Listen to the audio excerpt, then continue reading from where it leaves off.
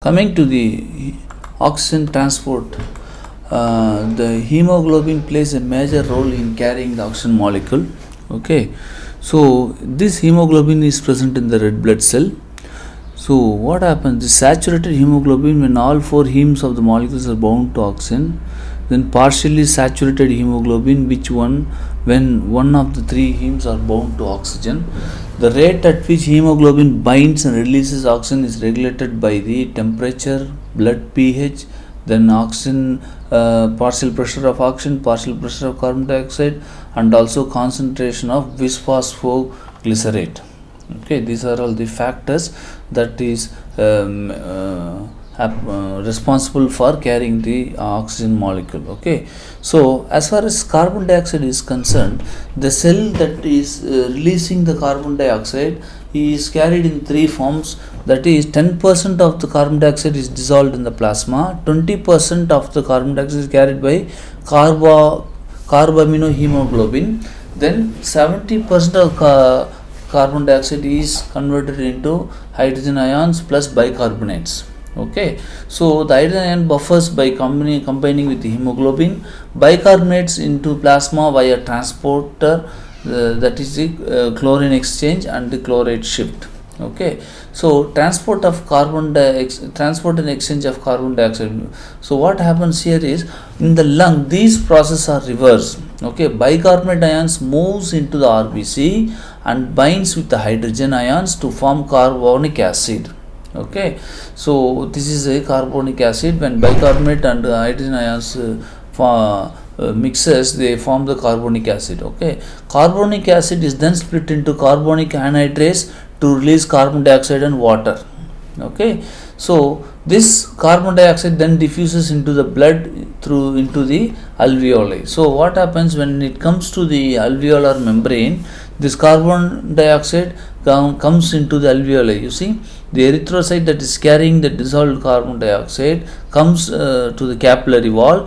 Then from the capillary wall, the carbon dioxide enters into the alveoli. Then by expiration, the carbon dioxide goes outside the nasal passage. Okay, so this is the mode of transport of carbon dioxide from the tissue. Okay, so what happens? This bicarbonate mixes with the hydrogen molecule to form the carbonic acid.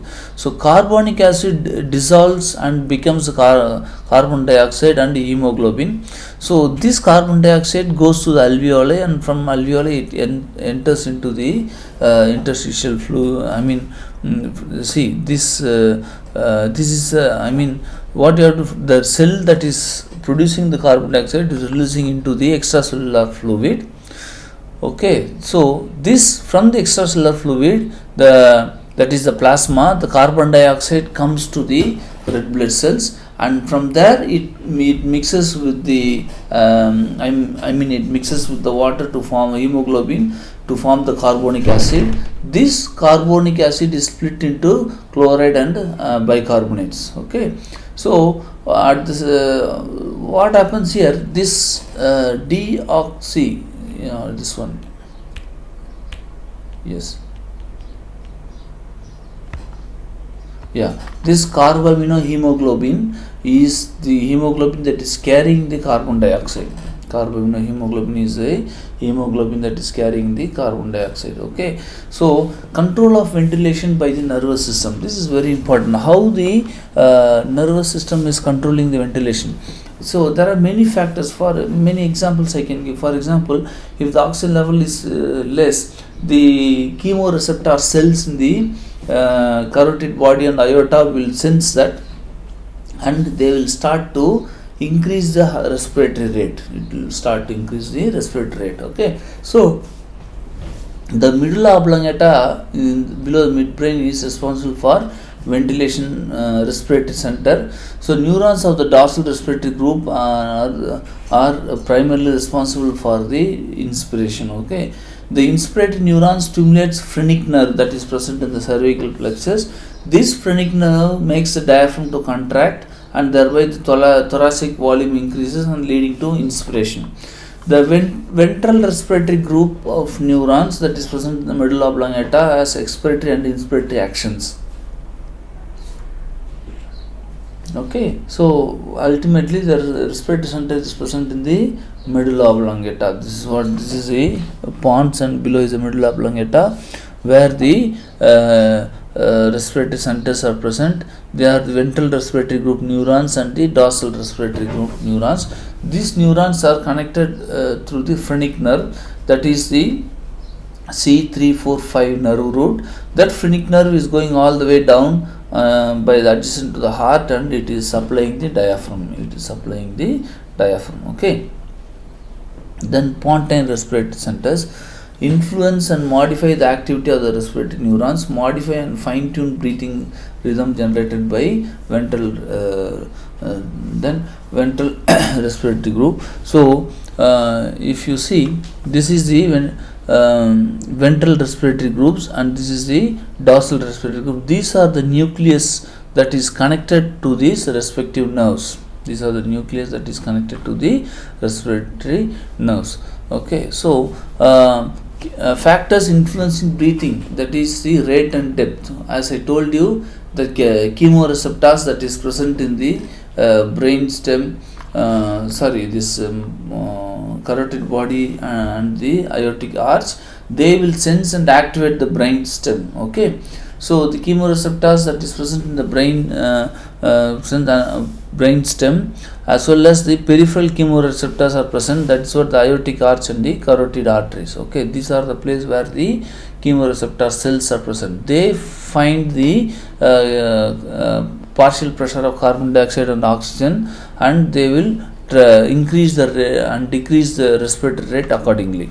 Okay, so then how the hypothalamus is controlling is strong emotions, pain, and that is they send the signals to the respiratory centers. Okay, strong emotions, for example, when you are angry, you breathe fast. Okay, so this kind of emotional autonomic nervous emotion control center emotions are present in the hypothalamus, and that also can lead to increased breathing. Okay,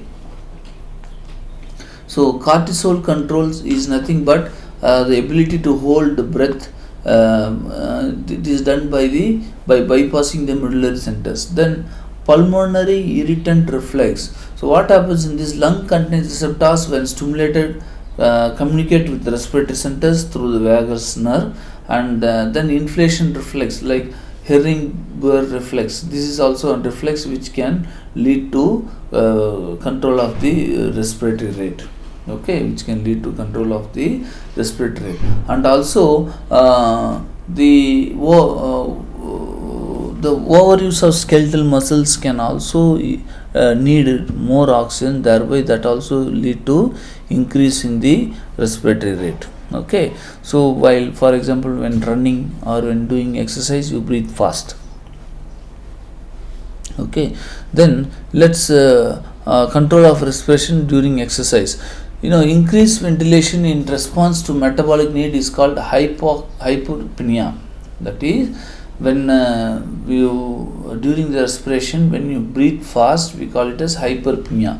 When there is absence of breathing, we call it as apnea. Okay, APNEA. Whereas increased breathing, we call it as hyperpnea.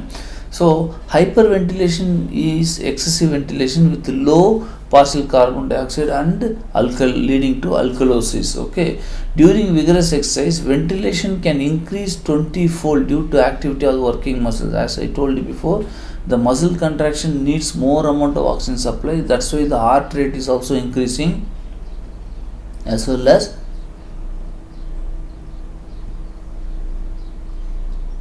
the breathing rate is also increasing.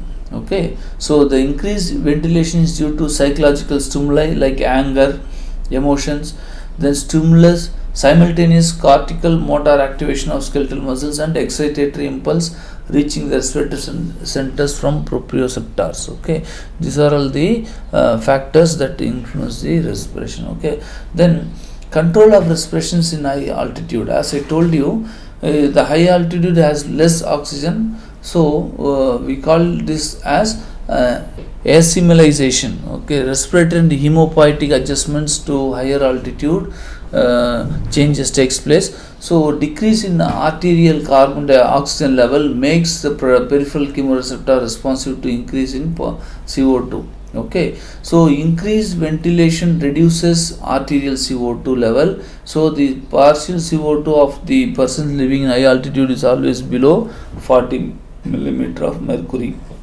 Okay, so in higher altitude there is low normal saturation of hemoglobin, no changes to the 20 to 20% unloading of hemoglobin. Affinity is reduced because of BPG is increased. Kidney produce more erythropoietin. So naturally, when you go to high altitude in initial days, for example, for up to 1 week 10 days, the breathing rate is fast. There is more erythropoietin that leads to increase in hemoglobin. Okay, so these are all the physiological changes that is taking place in higher altitude. Okay, these are all the physiological changes taking place in higher altitude. So now let us discuss about few things about chronic obstructive pulmonary disease. This can take place in smoking, then air pollution, or alpha 1 antitrypsin deficiency. Okay, what happens in air pollution and smoking? There is continuous irritation and inflammation to the bronchus and the bronchioles.